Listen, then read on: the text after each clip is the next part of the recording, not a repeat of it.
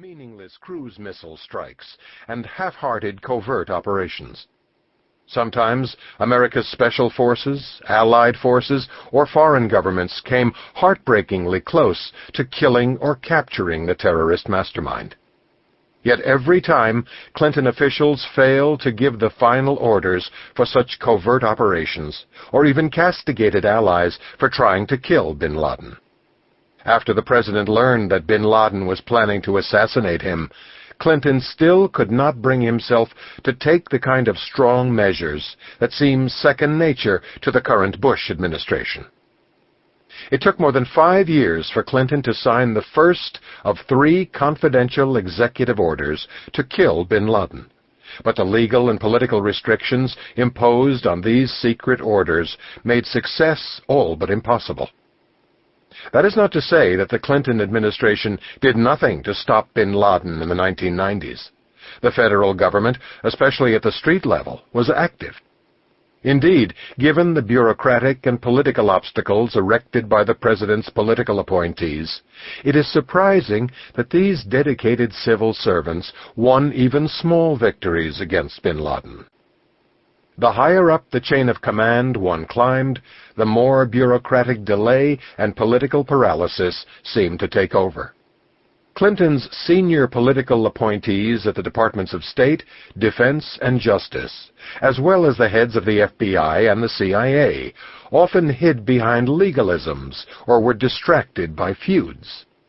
When they looked to the White House, they saw a pattern of dithering and delay, not leadership. Inside the White House, in the wood-paneled Situation Room, or in the rabbit warren of offices packed into the West Wing, senior Clinton officials usually fretted that there was just not enough actionable intelligence to do anything decisive. They wanted to act, really they did, but something almost always seemed to get in the way. Clinton himself, especially in the early years of his first administration, was largely missing in action. With a single phone call, he could have settled feuds among agencies and demanded immediate action, but he did not. He let anti-terror efforts drift on autopilot. He devoted his attention to bin Laden only when reporters or lawmakers made it impossible for him to do otherwise. Why? There is a confluence of causes behind Clinton's unwillingness to confront bin Laden. Clinton feared that a publicly declared war on America's terrorist enemies would hurt his standing in the polls or undercut his image as a peacemaker.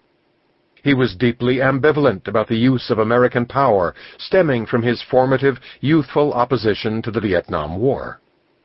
He knew that he needed the liberal wing of the Democratic Party in order to govern and to protect himself from the political consequences of personal scandal. If he took tough-minded action against terrorists, his liberal allies might have deserted him. An anti-war movement might have emerged that would have cost Clinton dearly.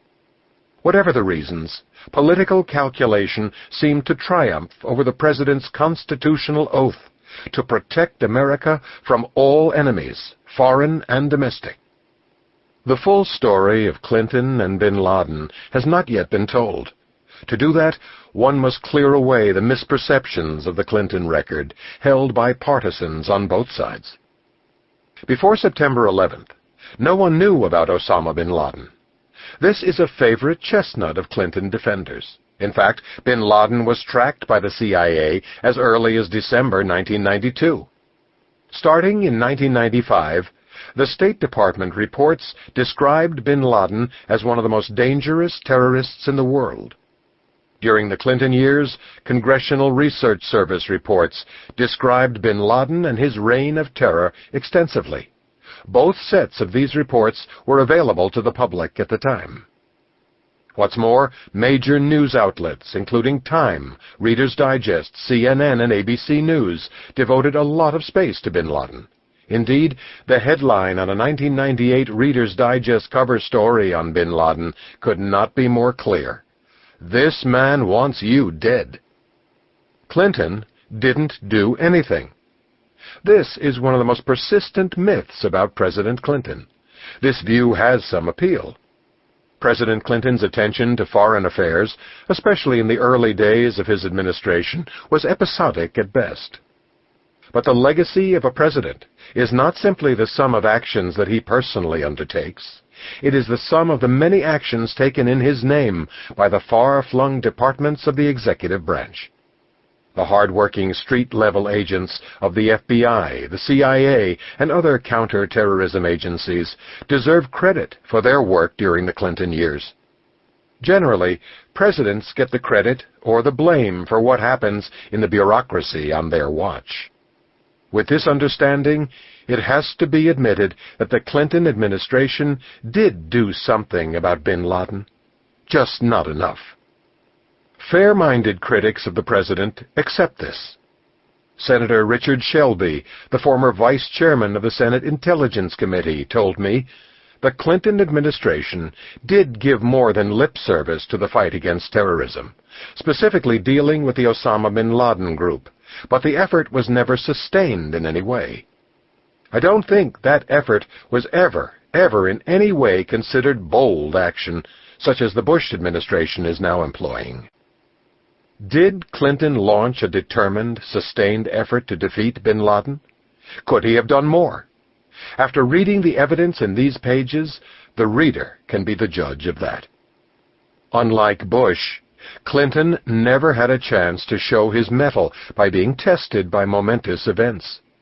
This view, voiced privately by many liberals and former Clinton officials, seems to be that Bush is lucky to have been at the helm when nearly 3,000 Americans died on September 11, 2001. The atrocity gave him the scope and stature to be a truly great president.